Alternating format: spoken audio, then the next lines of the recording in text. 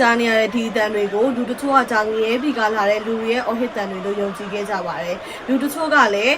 းဒီအတန်ကိုနားထောင်ပြီးတော့တော်တော်လေးကြောက်လန့်ခဲ့ကြသလိုတော်တော်များများကလည်းဒါလူသားတွေဟာငရဲပြည်ရဲ့တကားဝါကိုဖွင့်လိုက်နိုင်ပြီလို့လည်းယုံကြည်ခဲ့ကြတယ်ပေါ့နော်အဲ့တော့သူတို့ယုံကြည်နေသလိုပဲတကယ်ပ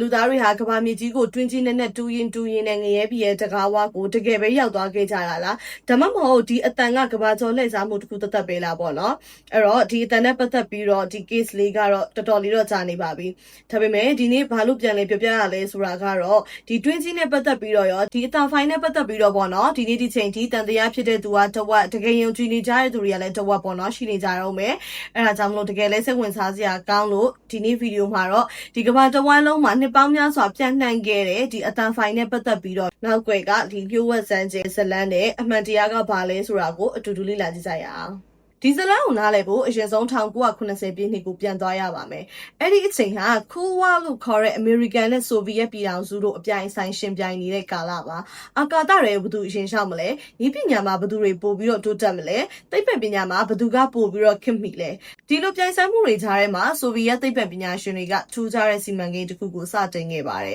။အဲ့ဒါကတော့ကမ္ဘာမြေကြီးကိုတက်နိုင်သမျှအနက်ဆုံးထိတူးဖော်ဖို့ပါ။ဒီစီမံကိန်းကို Kola Super Deep Borehole လို့ခေါ်ပါတယ်။တူးဖော်တဲ့နေရာကတော့ရုရှားနိုင်ငံမြောက်ဘက် Murmansk ဒေသအနီးမှာရှိတဲ့ Kola Peninsula ဖြစ်ပါတယ်။သူတို့ရဲ့ရည်ရွယ်ချက်ကတော့ရေနံရှာတာမဟုတ်ဘူး၊ရွှေရှာတာလည်းမဟုတ်ဘူး။ကမ္ဘာမြေအောက်မှာဘာတွေရှိလဲ၊ကျောင်းလွှာတွေဘယ်လိုဖွဲ့စည်းထားလဲ၊ကမ္ဘာကြီးရဲ့အတွင်းပိုင်းအကြောင်းကိုပိုသိဖို့ပဲဖြစ်ပါတယ်။နှစ်ပေါင်းများစွာတူးဖော်ခဲ့ပြီးတဲ့နောက်မှာတော့သူတို့ဟာ12262မီတာ4230ပေဒါမှမဟုတ်12ကီလိုမီတာကျော်အနက်ထိရောက်သွားခဲ့ပါတယ်။ဒီနေ့ဒီဒါဟာလူသားတွေတူးဖော်နိုင်ခဲ့တဲ့ကမ္ဘာအနက်ဆုံးအပေါက်ဖြစ်မှတ်တမ်းဝင်နေသေးပဲဖြစ်ပါတယ်။ဒါပေမဲ့ကမ္ဘာမြေကြီးရဲ့အချင်းဝက်ကကီလိုမီတာ6381လောက်ရှိတာကိုစဉ်းစားကြည့်လိုက်မယ်ဆိုရင်12ကီလိုမီတာဆိုတာဒါပန်းသီးတစ်လုံးရဲ့အခွန်ကိုအနဲ့နည်းနည်းလေးထိုးလိုက်တဲ့လောက်ပဲဖြစ်ပါတယ်။လူသားတွေကကမ္ဘာရဲ့အတွင်းပိုင်းကိုတကယ်တမ်းဆိုရင်နည်းနည်းပဲတူးဖော်နိုင်သေးတယ်လို့ဒါပြောလို့ရတယ်ပေါ့နော်တူးဖော်မှုပုံနှက်လာတာနဲ့အမျှသိပ္ပံပညာရှင်တွေမမျှော်လင့်ထားတဲ့အရာတွေကိုတွေ့လာရပါတယ်။ဥပမာကြောက်သားတွေဟာသူတို့ခံမှန်းထားတာထက်ပိုပူနေတာမျိုးအချို့နေရာတွေမှာအပူချိန်က180ဒီဂရီစင်တီဂရိတ်ကျော်အထိရောက်နေခဲ့တာမျိုးပေါ့။ဒီအပူချိန်တွေကြောင့်ပဲတူးဖော်ရေးစက်တွေကအလုံးလုံးဖို့ခက်ခဲလာပါတယ်။စက်ပစ္စည်းတွေကမကြာခဏပျက်စီးလာတယ်။နောက်ဆုံးမှာတော့ဒီစီမံကိန်းကိုရပ်နားလိုက်ရပါတော့တယ်။ဒါပေမဲ့တူးဖော်မှုကရပ်သွားပေမဲ့မကြာခင်မှာပဲကမ္ဘာတဝန်းလုံးကိုလှုပ်ခတ်သွားစေမဲ့ကောလာဟလတစ်ခုပေါ်ပေါက်လာခဲ့ပါတယ်။1989ခုနှစ်ဝန်းကျင်မှာသတင်းတစ်ခုစတင်ပြီးတော့ပြန့်နှံ့လာပါတယ်။အဲ့ဒီသတင်းအရဆိုဗီယက်သိပ္ပံပညာရှင်တွေဟာအရန်အနှက်ကိုတူးဖော်ရင်းနဲ့မြေအောက်ထဲကထူးဆန်းတဲ့အတန်တွေကိုကြားခဲ့တယ်လို့ဆိုပါတယ်။သိပ္ပံပညာရှင်တွေကအပူဒဏ်ခံနိုင်တဲ့မိုက်ခရိုဖုန်းတစ်လုံးကိုဘောဟိုးရဲချလိုက်ပြီးတော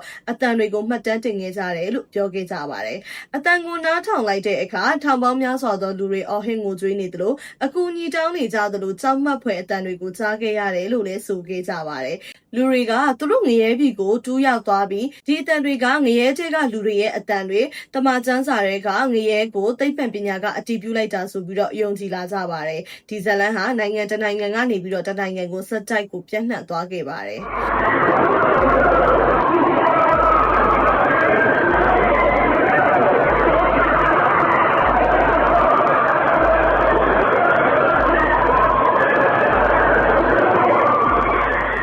ဒါပေမဲ့ဒီဇလန်မှာမေးခွန်းကြီးတစ်ခုရှိပါတယ်ဒီအတန်ကိုဘသူကရိုက်ကူးခဲ့ရလဲဘသူကအတန်ဖန်ခဲ့တာလဲဆိုတာပါပဲဒီသတင်းက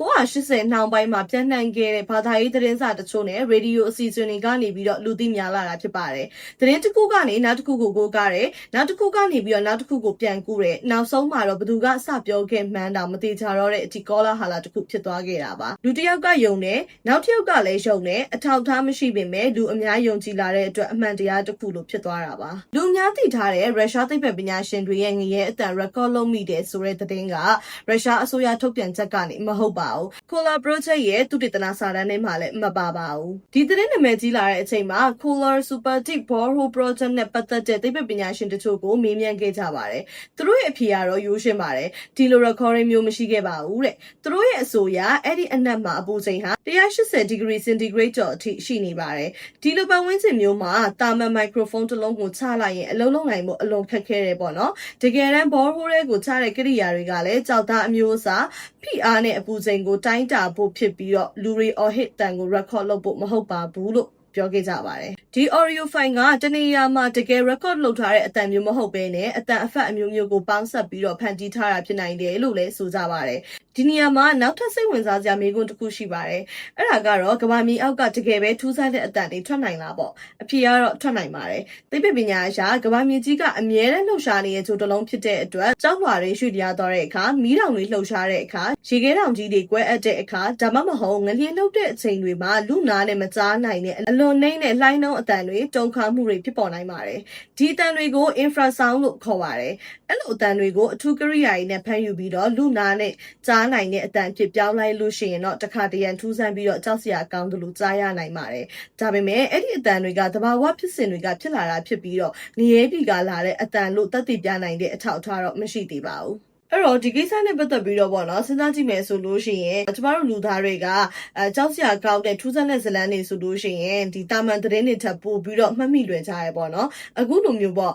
ကမ္ဘာအနှံ့ဆုံး twin ကိုတူးခဲ့တယ်ဆိုတဲ့သတင်းထက်ဒါငရဲအတန်ကို record လုပ်နိုင်ခဲ့တယ်ဆိုတဲ့သတင်းကပို့ပြီးတော့ပြန့်နှံ့လွယ်သွားတယ်လို့ပေါ့ဒါကတော့လူစိတ်ရဲ့သဘာဝပါပဲအမြင်မသိတဲ့လျှို့ဝှက်စမ်းကြဲတဲ့အရာတွေတာမန်မဟုတ်တဲ့ဖြစ်ရပ်တွေဆိုလို့ရှိရင်ကျမတို့ရဲ့အုံနောက်ကပို့ပြီးတော့စိတ်ဝင်စားတတ်ကြရဲပေါ့နော်ဒီအတန်တွေကငရဲပြည်ကလာတဲ့အတန်တွေလားဆိုရယ်မိကုံးရဲ့အဖြေကတော့မဟုတ်ပါဘူးဒီနေ့ဒီသိပ္ပံပညာအရာအတည်ပြုထားနိုင်တဲ့အထောက်အထားတော့မရှိသေးပါဘူးဒါပေမဲ့ Core Super Deep Borehole Project ကတော့တကယ်ရှိခဲ့တယ်ကမ္ဘာအနှံ့ဆုံးလူတွေတူးဖော်ခဲ့တဲ့အပေါက်လေးဖြစ်တယ်ပေါ့နော်အဲ့တော့ဒီ Cola Project ကနေပြီးတော့ကျမတို့ကို message ပေးခဲ့ရပေါ့နော်အဲ့ဒါဘာလဲဆိုတော့အမှန်တရားကတဲ့ဒီစိတ်ဝင်စားဖို့ကောင်းတဲ့ဇလန်းတွေထပ်ပို့ပြီးတော့ရှာဖွေရခက်တယ်တဲ့တကယ်တော့ငရဲရလာတဲ့အတန်ထပ်ပို့ပြီးတော့ကြောက်စရာကောင်းတဲ့အရာကကျမတို့တွေကဘာအထောက်ထားမှမရှိတဲ့သတင်းတစ်ပုဒ်ကိုလွယ်လွယ်ကူကူယုံကြည်မိလိုက်တဲ့လူရဲ့စိတ်ပဲဖြစ်ပါတယ်ဟုတ်ကဲ့ပါဆုံးနေတိကြည့်ရှုပေးတဲ့တယောက်ချင်းစီတိုင်းကိုကျေးဇူးအများကြီးတင်ပါတယ်ရှင်